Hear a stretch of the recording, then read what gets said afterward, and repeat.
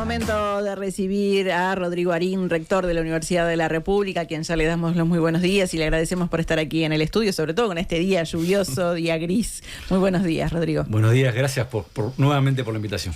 Vos nos actualizás, Rodrigo, porque nos dijiste que sigue muy feo afuera. Sigue feo y sigue lloviendo. Sigue igual, jornada complicada. Bueno, queríamos hacer una puesta a punto, una actualización de cómo ha comenzado este nuevo año, cuántos son los ingresos de los estudiantes que comienzan ahora en el 2024 su carrera, eso por un lado, y por otro lado, cuáles son las nuevas carreras que se han abierto pese al recorte presupuestal. Yo les diría que hay, en primer lugar, la buena noticia es que estamos consolidando un ingreso en la Universidad de la República del entorno de 20.000 estudiantes al año. Eso es un nivel que habíamos alcanzado en el 2021 en el marco de lo que fue la pandemia, pero se consolidó como un nivel no previsto, yo diría a esta altura del partido, en nuestras proyecciones previas. Y eso es una buena noticia para el país en general. Más o menos se mantiene eso. Más o menos se mantiene. Hace un par de años estamos en ese entorno. Antes de la pandemia estamos en el entorno de 17.000, para que tengamos una idea, ¿no? Creciendo por una tasa que era menor a la que tuvimos en los últimos años. Ahora tenemos una meseta que es importante. Obviamente, en buena medida, el aumento de la matrícula en los próximos años va a depender de lo que suceda con los egresos de secundaria. Es imposible pensar en un país con un estancamiento demográfico como vive Uruguay, donde cada una de las generaciones son más pequeñas en su tamaño relativo, que siga creciendo la matrícula de la Universidad de la República sin que crezcan sistemáticamente también los egresos de secundaria. Pero la otra noticia que para nosotros es muy alentadora es que la composición en términos de distribución geográfica de la matrícula sigue mostrando un sesgo hacia el interior. O sea, el mayor crecimiento lo seguimos registrando en buena medida en el interior del país. En algunos lugares de manera muy sobresaliente. El litoral norte se está consolidando como el segundo polo más relevante del país en términos de cantidad de estudiantes, posiblemente también en producción científica más en general, entre sus dos sedes más importantes, que son Salto y Paysandú. Si bien tenemos una sede pequeña en Artigas y Fray Bentos, tienen poca actividad de enseñanza, de otros tipos de actividades de la Universidad de la República, donde hay algunas carreras muy emblemáticas. La carrera de medicina en particular, que hoy la tenemos completa en el litoral norte, desde hace ya unos 4 años, y ya tiene algunos egresos del litoral norte, es uno de los grandes atractivos que tiene en la materia. Pero bueno, en el litoral norte tenemos no solamente esta medicina, están agronomía, veterinaria completas, derechos ya un periodo más prolongado, carreras nuevas como licenciatura en ciencias hídricas, en un país que tiene las dificultades para administrar el agua que hemos sufrido en los últimos tiempos. Es bien relevante también esto, química agrícola y medioambiental, ingeniería biomédica. O sea, hay como un conjunto de ofertas académicas muy relevantes. El noreste también, más nuevo, pero también con un crecimiento relevante en sus sedes Tacuarembó y Rivera, más históricas, pero también en el Melo, donde tenemos 2 carreras nuevas. Un tecnólogo en producción equina, que es una carrera conjunta con la UTU, por lo tanto una carrera que a nosotros nos entusiasma mucho, porque una de las cosas que queremos apostar es a la mayor integración del sistema de educación público en general, y un tecnólogo en sistemas integrados de producción agropecuaria, que es también una oferta novedosa de este año, ¿no? Ya tenemos 60, este año tuvimos 60 ingresos en Melo, solamente en la sede de Melo. Y bueno, estamos con la nueva apuesta Soriano-Colonia, por no decirlo de esa manera, que es probable que tenga sus primeras concreciones quizás en la segunda mitad de este año y con certeza en el primer semestre del año que viene.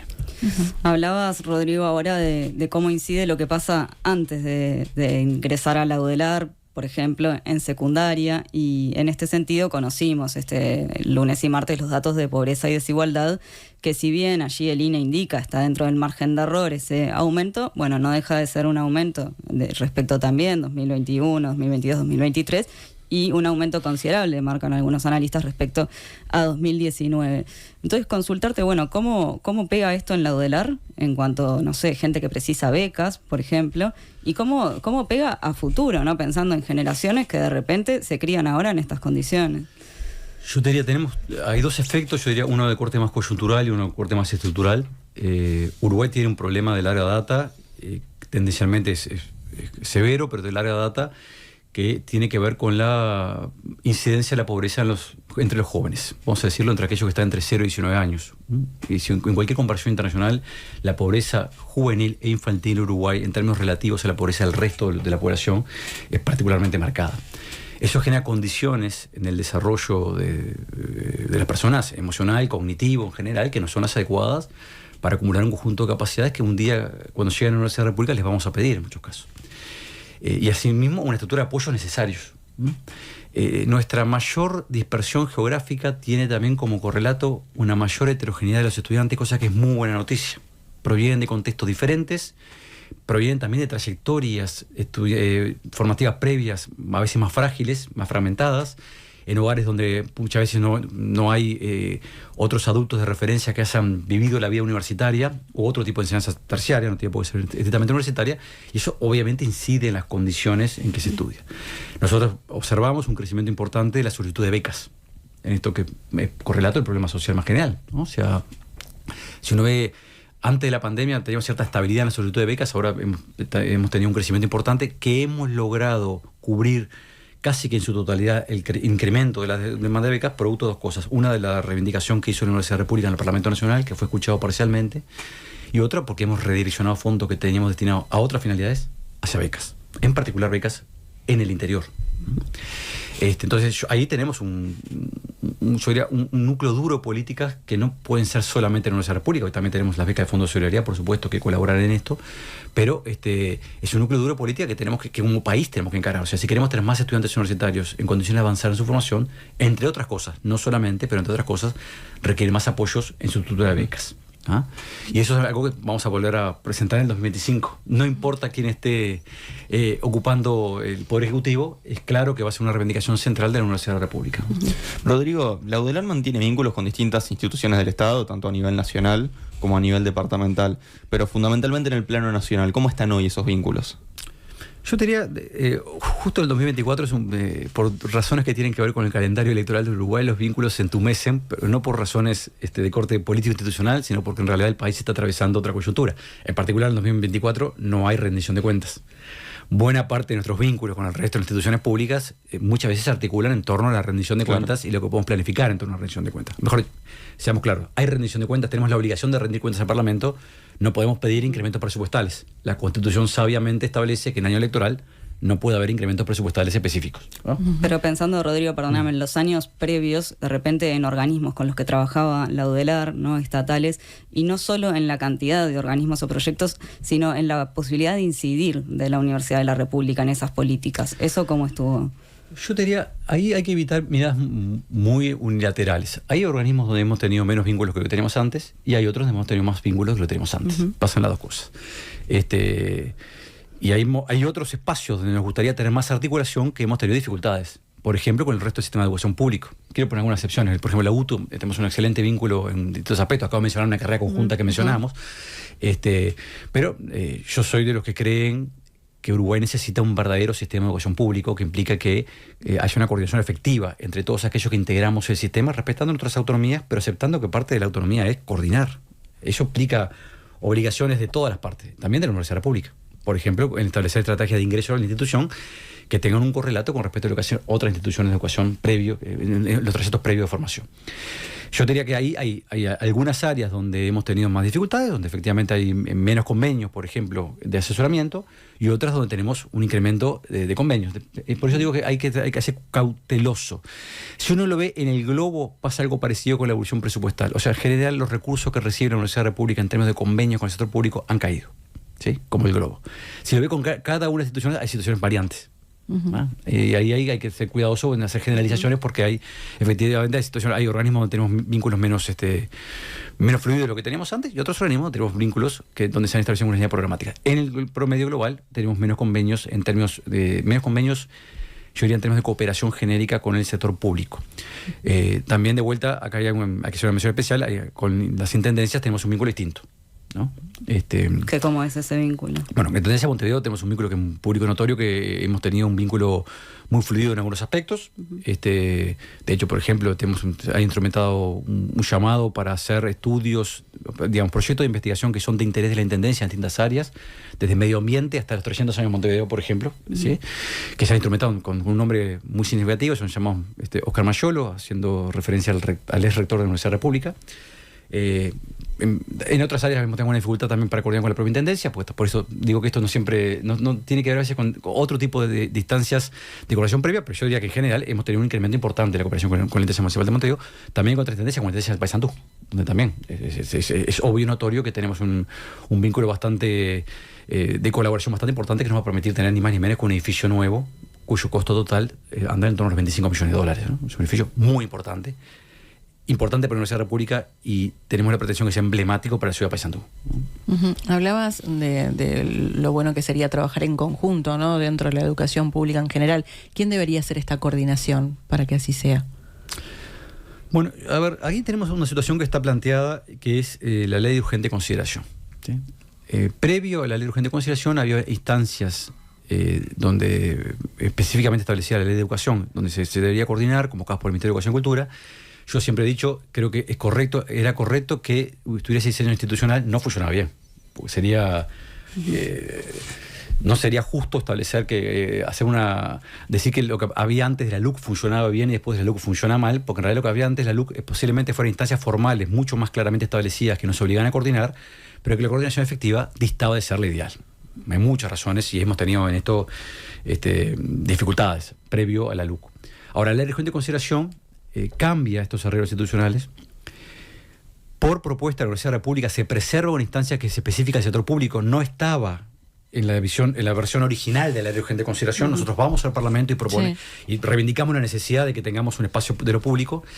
Eso se ha convocado, yo diría que 2 o 3 veces en el correcto tiempo, para algunas coordinaciones puntuales, pero yo no veo una vocación institucional de distintos organismos, del Ministerio en particular, pero de construir, quizás por los problemas que podemos tener diferencias filosóficas en esto, y son válidas, pero yo quiero ser explícito en esto. Yo no veo una vocación de avanzar hacia un sistema público, de educación pública, ¿sí?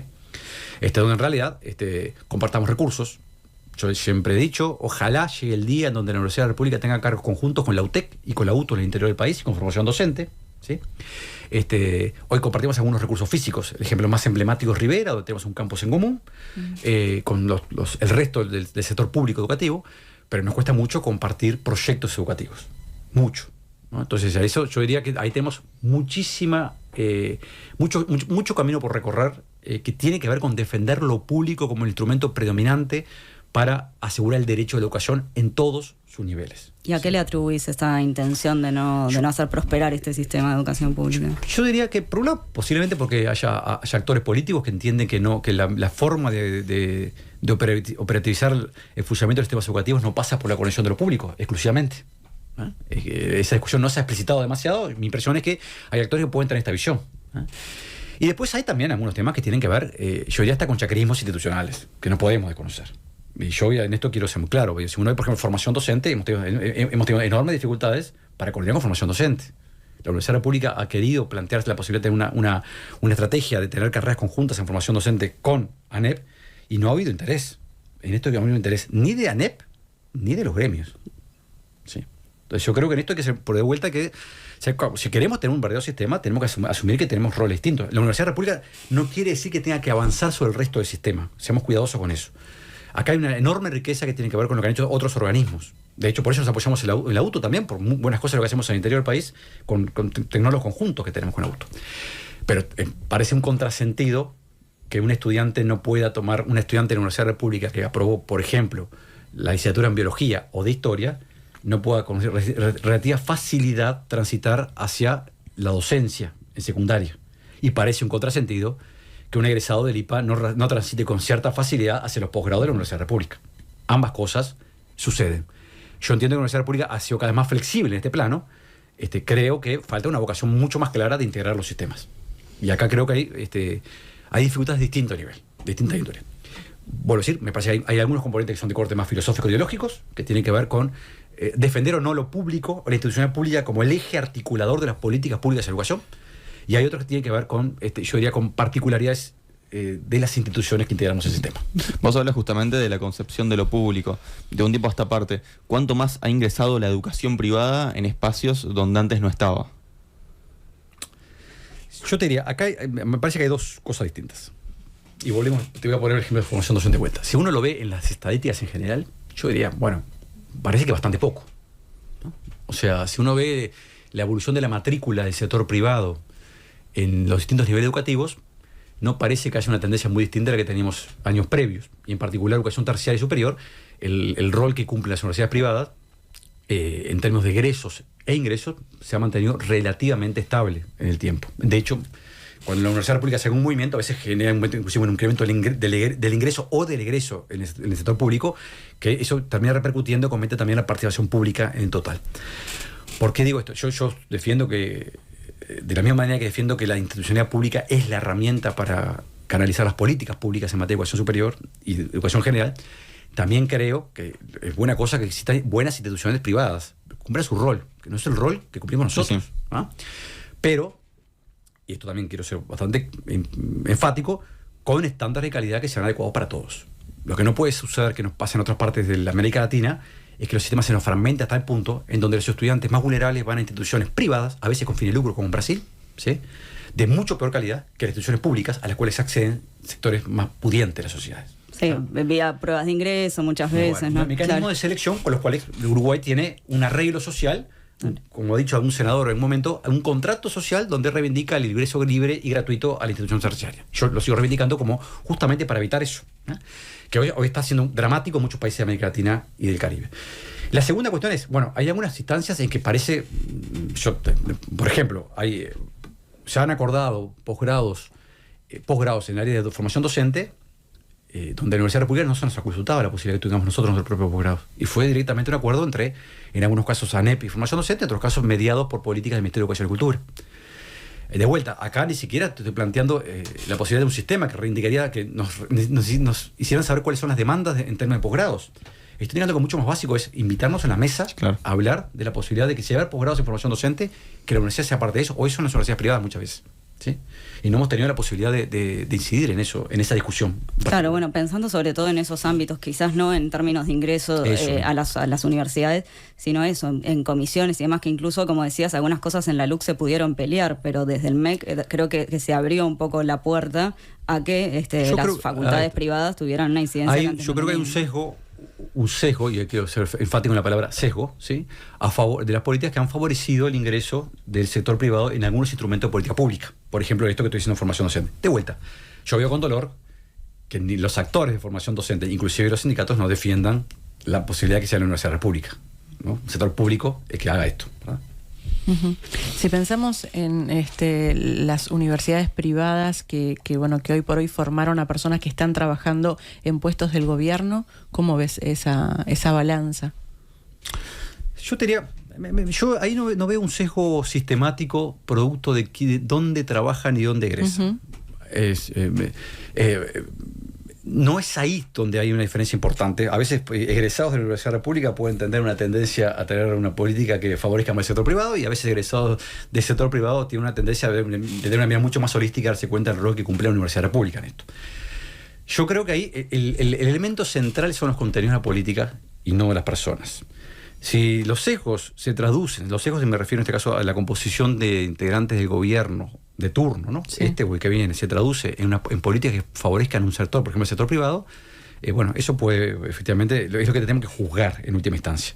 No tanto la composición de quienes integran el gobierno.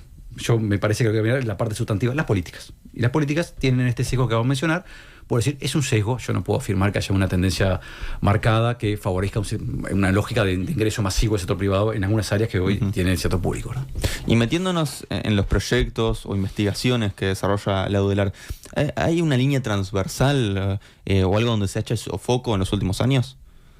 No, la Universidad República tiene una particularidad que esto sí es única en el mundo, que es una institución, y no por vocación propia, representa entre el 70 y el 80% de toda la investigación que se hace en Uruguay. Dicho de otra manera, tenemos pocos socios institucionales donde también se haga investigación profesional. Por supuesto, hay algunos actores muy importantes en el ámbito del Estado, el INIA, el Pasteur, ¿sí?, el Clemente Estable, para poner algunos ejemplos. Pero en Uruguay no tiene, por ejemplo, casi espacios de investigación y desarrollo en empresas públicas. Menos se lo podemos pedir del sector privado. Entonces, no hemos diversificado los espacios institucionales de inserción de nuestros investigadores. ¿Por qué te digo esto? Porque en realidad la Universidad República, una universidad que es gratuita, de libre acceso, es una característica que compartimos con otros países, por ejemplo con Argentina, que hoy está hackeada, ¿no? Es su modelo actual, por razones que todos conocemos. El hecho de que seamos gratuitos lo compartimos con muchos países, en particular con Europa Central y buena parte de los países escandinavos. Es una característica que predomina en muchos arreglos institucionales. O sea, eso no es, a veces se señala como una peculiaridad de Uruguay, no lo es, ¿no? Entonces, pero como somos el 80% del sistema, no nos podamos dar el lujo de priorizar un área con respecto a otra.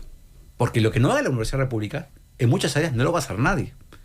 Entonces, si hubiera otra diversificación institucional donde se hace investigación, Quizás la Universidad República podría incorporar un sesgo del tenor, vamos a intentar avanzar en el área B, porque en realidad el país como tal tiene capacidades que se van desarrollando en otras instituciones que hacen referencia a otros espacios de investigación. Entonces, la política de la Universidad República en esto ha sido una política por un lado, de avanzar en la consolidación y ahí yo diría hasta combatir las desigualdades que hay al interior de las áreas del conocimiento. Y sí, fomentar algunas políticas que hacen, por ejemplo, con el vínculo con la sociedad. La Comisión Sectorial de Investigación Científica tiene llamados específicos que busca que el conocimiento que se genera en la Universidad República se conecte con actores sociales, ya sea, pueden ser actores cooperativos, pueden ser gremios, pueden ser empresas, ¿sí? O actores institucionales. Y por eso también promovemos políticas de convenio vinculadas a estas cuestiones, ¿no? Pero con esta mirada que tiene, es una mirada de ser consciente de nuestro rol. Es un rol que el país necesita avanzar en donde haya más espacio de inserción internacional, pero mientras la Universidad República siga siendo entre el 70 y 80% del sistema, tiene que ser muy cuidadoso de no terminar priorizando un área y que eso termine generándole al país, no a la Universidad República, un problema en donde hay otras áreas que no son atendidas. ¿Qué pasa si pensamos, Rodrigo, vos decís, no se puede poner el foco justamente en un área, y por eso también la pregunta de lo transversal, porque de repente la UDELAR podía tener una incidencia eso en una mirada país, ¿no? En un proyecto de desarrollo nacional. Y estamos en año electoral y esas son las discusiones que surgen, ¿no? A veces quizás con no tanto peso como quisiéramos, pero están sobre la mesa y entonces es indiferente para la UDELAR quién vaya a asumir en los próximos 5 años en términos de políticas. Yo diría, no, obviamente que no va a ser indiferente, porque va a depender también ahora, igual de todas maneras hay que explicitar cuáles son los contenidos de la política. Si asumen administraciones que tienden a ver a la universidad como sucede, por ejemplo, hoy en Argentina, ¿sí? No está pensado, ese escenario no está planteado en Uruguay hoy, pero creo que si uno ve el contexto internacional y ve lo que sucede en Argentina o lo que sucede en Estados Unidos, donde las universidades son denigradas muchas veces por discursos provenientes de sectores muy conservadores en torno a la candidatura a Trump, lo que uno tiene que tener no solamente valores en remojo, ser conscientes que las estabilidades institucionales que tiene Uruguay pueden no ser eternas, porque muchos de estos países aparentemente se corre riesgo. Yo creo que hay riesgos objetivos en algunos casos, y además hay riesgos hasta de contagio, porque estas modas, en el sentido de modas políticas, siempre han tenido la capacidad de tener cierto nivel de contagio. Entonces, yo creo que hay un riesgo, el riesgo en Uruguay es que se instalen ciertas discusiones en donde algunos actores, en particular las universidades, y permítanme hablar en plural acá, las universidades sean estigmatizadas, que es el tipo de discurso que ha premiado, por ejemplo, en algunas campañas vinculados a sectores conservadores en Estados Unidos o en Europa.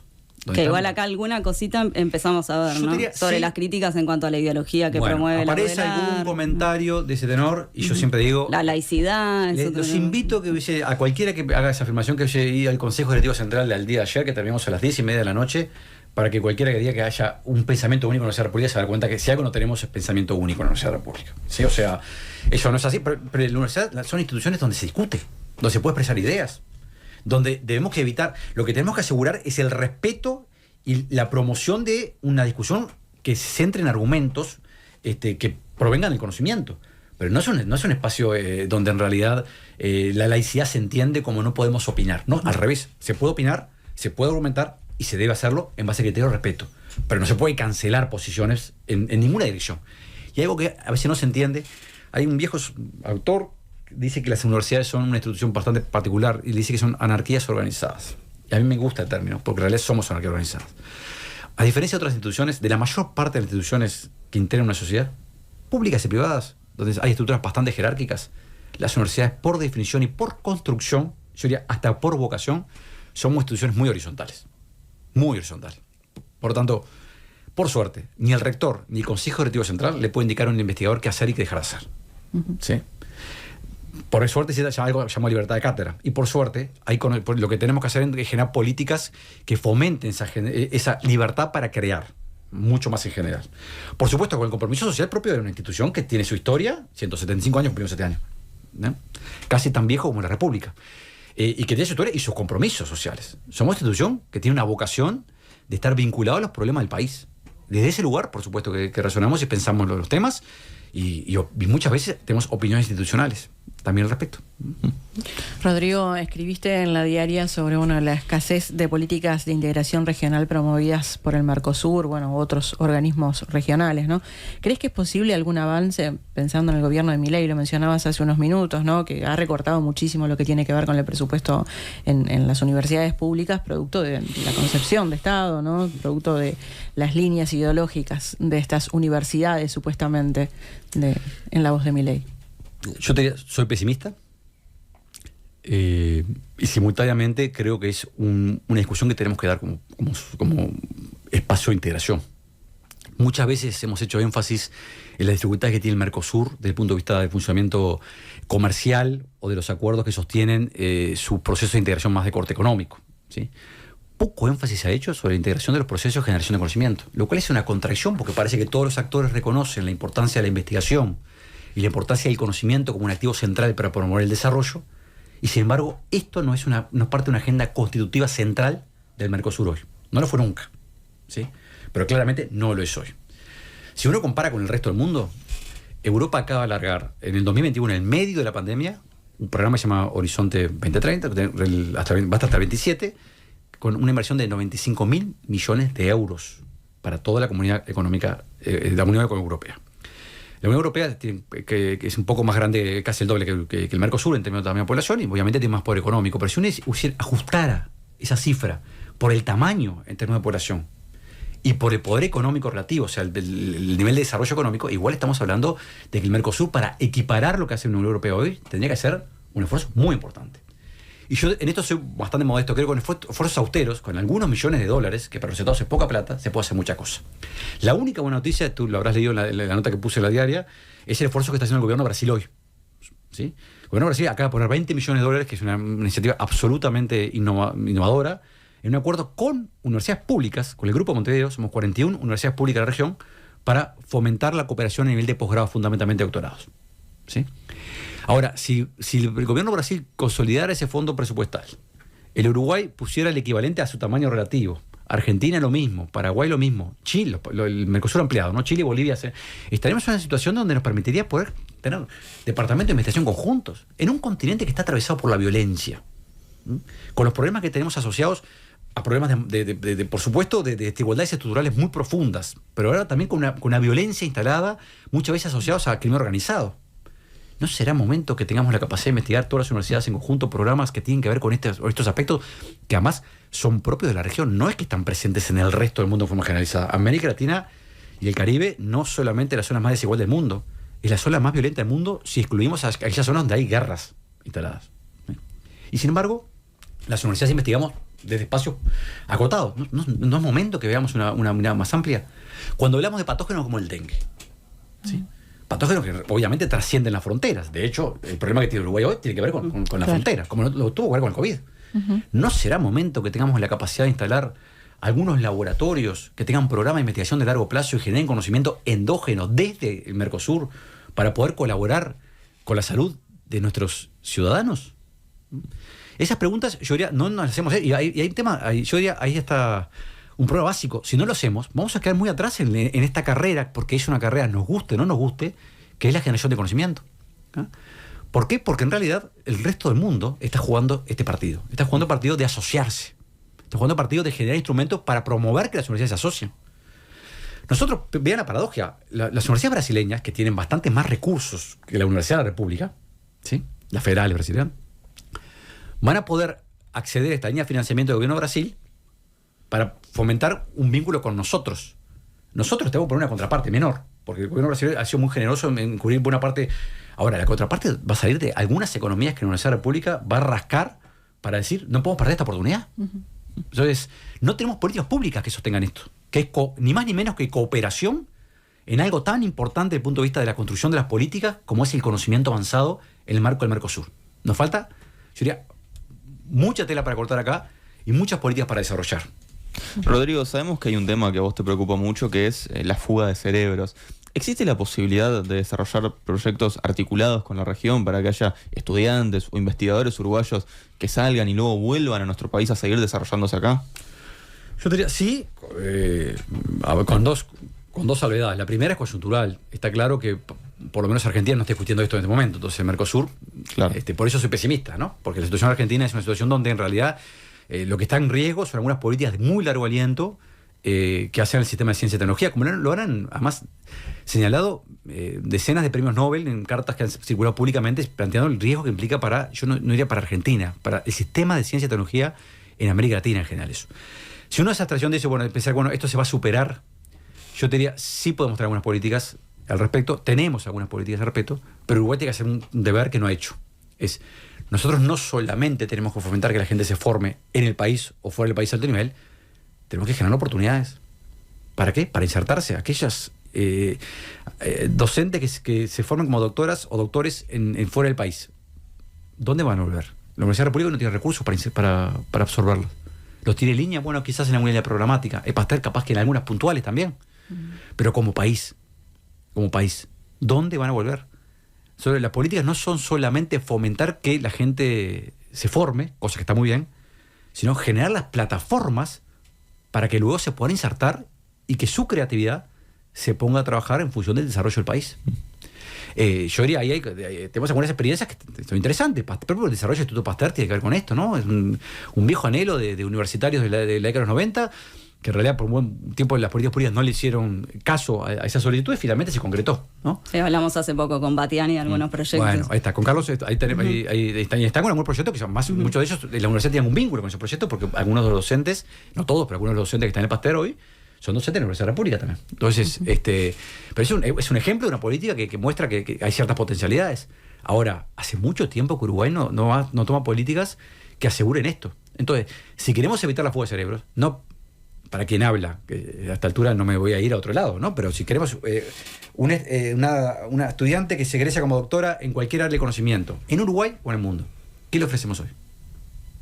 ¿Qué le ofrecemos como país? Y esa es una respuesta que el sistema político tiene que dar. O sea, parte de la respuesta puede ser, además las universidades tienen que tener más recursos para poder absorber esos flujos. Hoy yo diría que, salvo por temas demográficos, del tenor, los cargos que se van liberando porque se jubilan docentes, ¿sí? Que es un proceso lento. Es un proceso lento y frustrante para los jóvenes. Tremendamente frustrante para los jóvenes. Uruguay no tiene políticas que permitan habilitar esto. Y la Universidad República tiene cosas muy acotadas. Ahora vamos a crear, hemos aprobado, y de ayer lo discutimos además, otro instituto de investigación. De hecho, vamos a por lo menos 4 institutos de investigación nuevos que intentan generar la convergencia de distintos equipos que están investigando en facultades u otros institutos del país, dentro del país, en temas que a veces requieren de enfoques provenientes de distintas disciplinas o equipos. Se presentaron 51 proyectos. Hicimos un primer llamado a temas. 51 proyectos. Que van desde temas de violencia hasta temas vinculados a investigación que permita llevar la investigación básica en medicamentos a su aplicabilidad clínica. O sea, hay un espectro de propuestas que indica, miren, la comunidad académica uruguaya está en condiciones de hacer mucho más cosas, porque eso es lo que nos muestran cuando pedimos, hagan una propuesta sobre esto. Rodrigo, tenemos que cerrar, pero esos 4 institutos de investigación, ¿dónde van a estar? Son de la Universidad República, porque no tenemos otros socios en este momento. Pero digo, van a trabajar entre facultades, van a estar instalados. Son nuevas instituciones dentro de la Universidad República donde van a converger docentes de distintas facultades o del extranjero o de otra institución del país. Okay. Rodrigo Arín, muchísimas gracias por estos minutos. Por favor, un gusto estar con ustedes. Nada que perder. Producción general, Enzo Adinolfi.